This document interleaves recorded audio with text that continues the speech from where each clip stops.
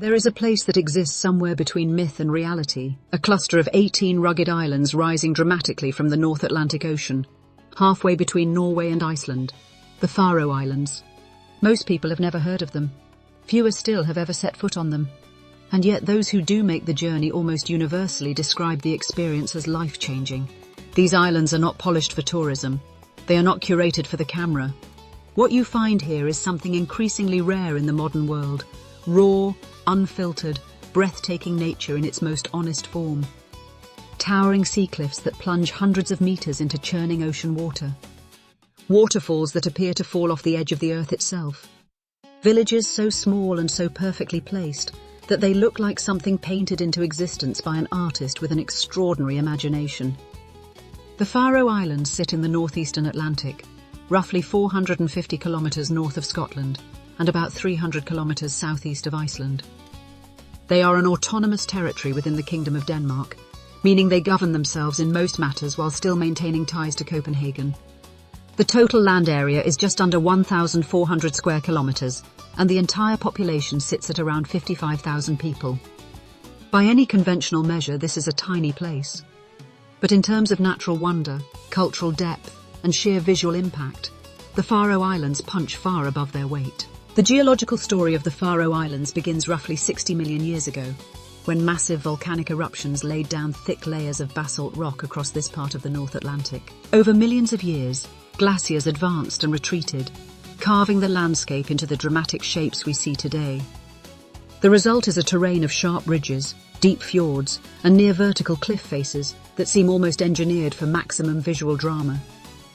The island of Vaga is home to one of the most photographed natural phenomena in the entire archipelago, Lake Sorvagsvatn, also known as Lake Trallanipa. From a specific vantage point along the hiking trail, the lake appears to float impossibly above the ocean, suspended in mid-air. It is an optical illusion created by the angle of the terrain, but standing there and seeing it with your own eyes, the rational explanation does nothing to diminish the sense of wonder. The island of Esvagøy hosts the iconic village of Gassadalur, a tiny settlement of fewer than 20 permanent residents that sits perched on a plateau above the ocean. A waterfall called Mullafossur tumbles directly from the village's edge down into the sea below. For most of its history, Gassadalur was accessible only by a mountain pass that required a strenuous hike. It was not until 2004 that a tunnel was finally blasted through the mountain, connecting the village to the rest of the island by road. Even today, arriving in Gassadalur feels like stepping into a world that time has deliberately chosen to leave undisturbed. The Faroese people are descended primarily from Norse settlers who arrived on these islands around the 9th century, though some evidence suggests Irish monks may have inhabited the islands even earlier. The language they speak, Faroese, is a North Germanic tongue closely related to Old Norse and Icelandic. It is spoken by roughly 75,000 people worldwide, making it one of the smallest living languages on the planet. Despite its small speaker base, the Faroese have fought fiercely to preserve and promote their language, and it remains the primary language of daily life, education, and culture across the islands. The capital city of Tórshavn, located on the island of Streymoy, is one of the smallest capital cities in the world. Its old quarter, known as Tinganes, is a peninsula of colourful wooden buildings with traditional grass roofs that jut out into the harbour. These turf-roofed structures are not merely decorative.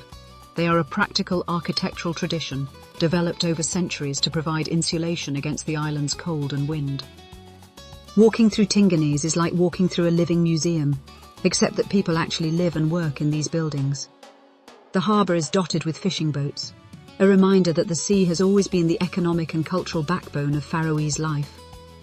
Fishing and fish farming remain the dominant industries today, accounting for the vast majority of the island's exports. But in recent years, a growing creative economy has emerged, with the Faroe Islands developing a reputation for world-class cuisine, innovative design, and a thriving music scene that has produced internationally recognized artists. The Faroe Islands are a paradise for wildlife enthusiasts. The surrounding waters are rich with marine life, including whales, dolphins, and an extraordinary variety of seabirds. The Atlantic puffin is perhaps the most beloved of the island's avian residents, nesting in large colonies along the cliff tops and coastal grasslands.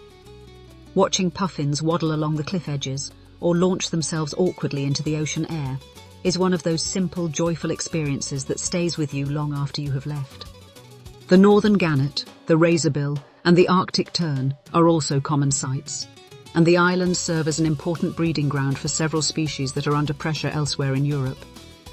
The sea around the Faroe Islands is part of a complex oceanic system where warm and cold currents meet, creating conditions that support an abundance of marine life.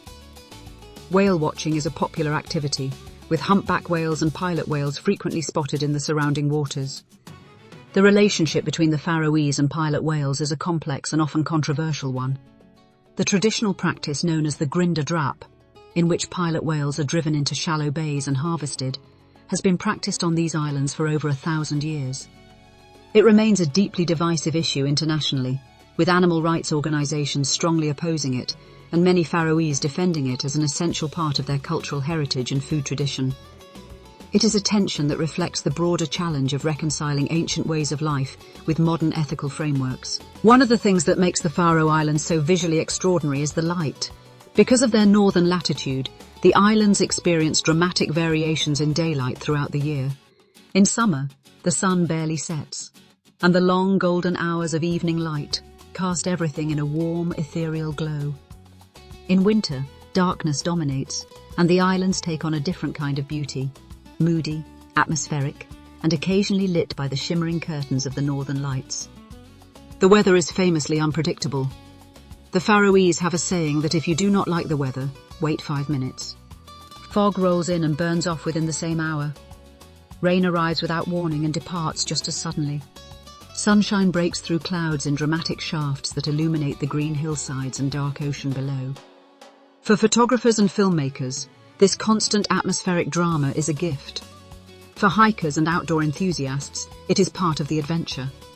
The islands receive roughly 300 days of rain per year, and yet this relentless moisture is precisely what keeps the landscape so impossibly green.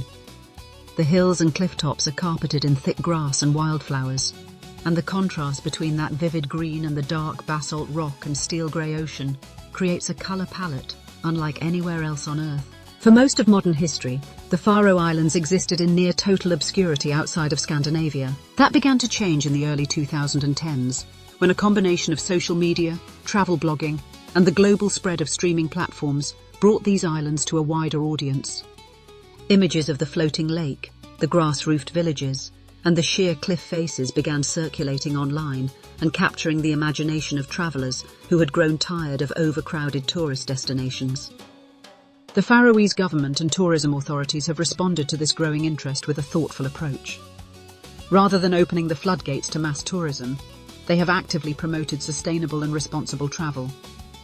In 2019, the islands famously closed to tourists for a weekend to allow volunteers, including many visitors, to help maintain and repair hiking trails. They called it closed for maintenance, open for volunteerism. It was a bold and creative statement about the kind of relationship they want to have with the outside world. The Faroe Islands are not trying to be the next Iceland or the next big destination on every traveller's bucket list. They are something rarer and more valuable than that. They are a place that asks something of you, your attention, your respect, your willingness to slow down and truly see what is in front of you. And in return, they offer something that is becoming harder and harder to find in our crowded, connected world. Silence, space, and the overwhelming, humbling sensation of standing at the edge of something ancient and vast and completely indifferent to the noise of modern life.